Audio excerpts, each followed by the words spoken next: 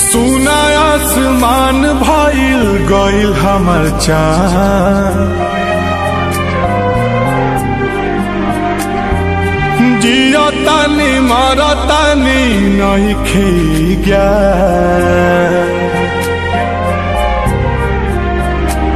अरे सुना आसमान भइल गइल हमर चाँद, जियतानी मरतानी नइखे ज्ञान। दिल के भइल नुकसान रोवे मन,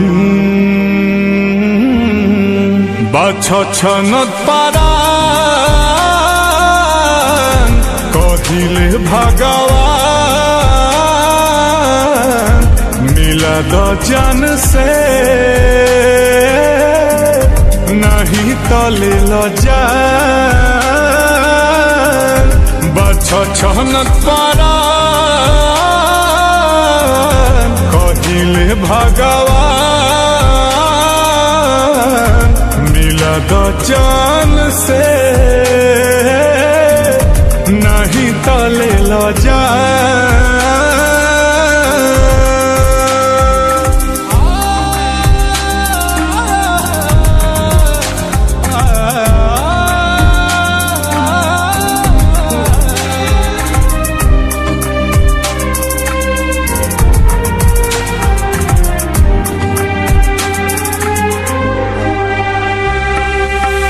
रोई रोई रोई रोई गम के तना हम ढोई, ऐसे न जिंदगी जियाई हो। तोहके त दिखल होई होता जवन लिखल होई, तू ही तो हमके बताई हो।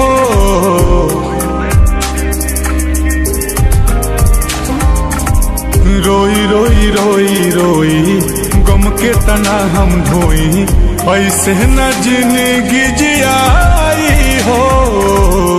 तोहरा त दिखल होई होता जवन लिखल होई, तू ही तो हमके बताई हो।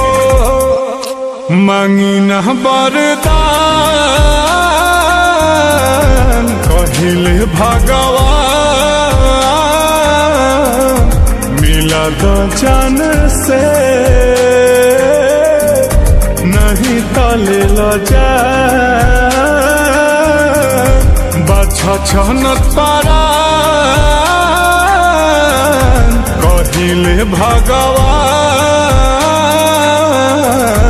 मिला दो जान से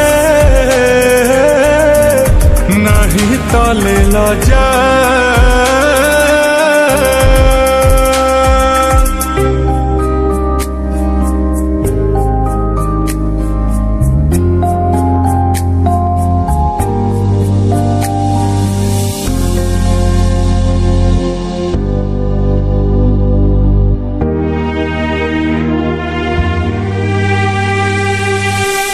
कुछ तो विधाता बोला दुखावा के भेद खोला, तड़पिल हम बेतहासा हो।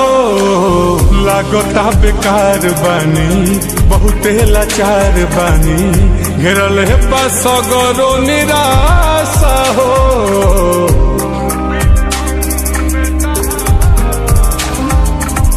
कुछ तो विधाता बोला दुखावा के भेद खोला, तड़पिले हम बेतहासा हो।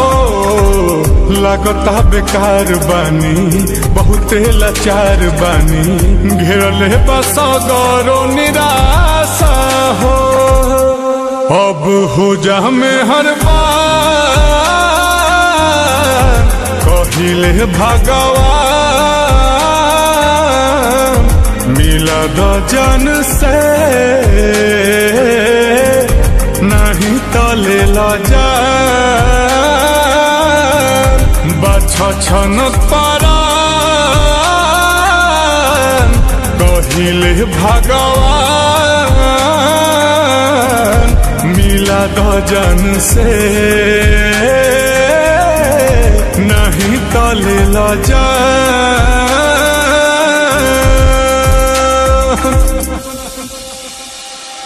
अच्छा छनत पारान कहिले भगवान मिला दो जन से, नहीं तो ले लो जान।